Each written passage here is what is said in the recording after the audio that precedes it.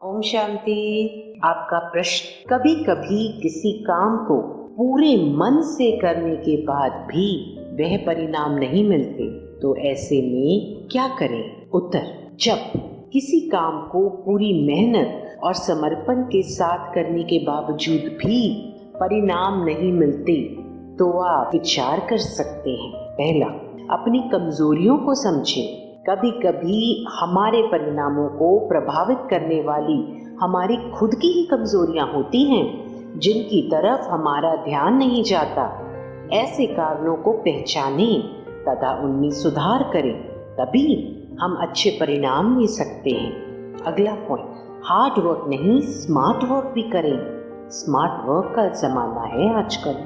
कई बार हम अपना कार्य पूरी मेहनत और समर्पण भाव से करते हैं, परंतु उस कार्य में यदि हम कुछ अपनी चिंतन की रचनात्मकता को जोड़ देते हैं तो वह विशेष चीज बन जाती है जो कि हमारी सफलता का मार्ग खोल देती है।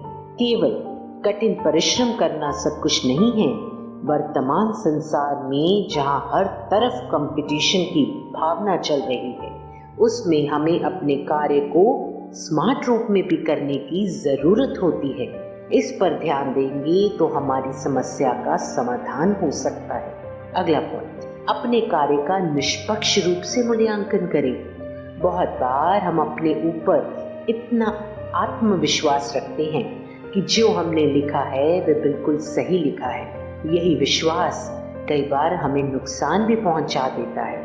इसीलिए यदि हम निष्पक्ष भाव से देखेंगे तो हो सकता है हमें अपने किए गए कार्य में हमारी खुद की गलतियां देखने का और उन्हें सुधारने का अवसर मिले, और यही हमारे परिणाम को सफलता में बदल सकता है। भविष्य में आप इस तरह से अपने कार्य को शुरू करेंगे तो परिणाम अच्छे मिलने लगेंगे। कभी कभी हमारी गलतियां ही हमारे परिणामों पर नकारात्मक प्रभाव डाल सकती हैं। इसीलिए अपने कार्य की जांच करें और गलतियों को सुधारें।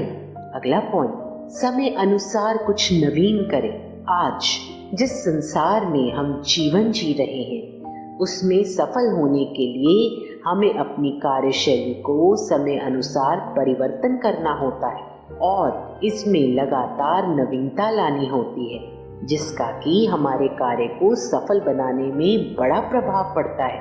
अलग अलग तरीकों का प्रयोग करें और नई रणनीतियां विचार करें। शायद आपको कोई अन्य तरीका या दृष्टिकोण अपनाने की आवश्यकता हो सकती है। अगला पॉइंट, डिस्कस करें।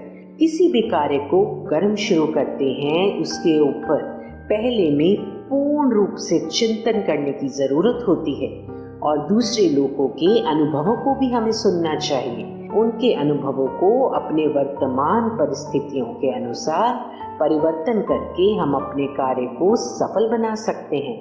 अगला पॉइंट, किसी की सलाह लेने के लिए संकोच ना करें। इस तरह का स्वभाव हमें सदा अच्छा परिणाम देगा। अगला पॉइंट, परिवर्तन के लिए तैयार रहें। परिस्थितियों के अनुसार अपनी समस्याओं के समाधान के लिए हमें अपने पुराने मन के अंदर बॉन्डेज बने होते हैं, उनमें परिवर्तन करने के लिए सदा तैयार रहना चाहिए। बहुत बार ये कारण भी बन जाता है कि हम पुराने तरीके से ही अपनी समस्याओं का समाधान कर रहे होते हैं।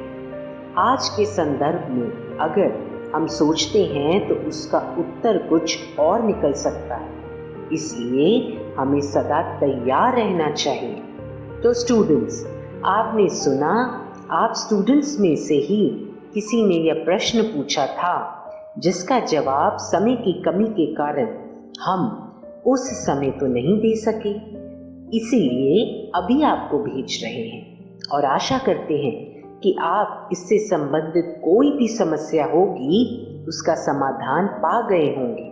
इसी प्रकार की कोई भी समस्या हो आप हमें लिख सकते हैं और भविष्य में भी आपके द्वारा पूछे गए प्रश्नों के जवाब हम भेजते रहेंगे।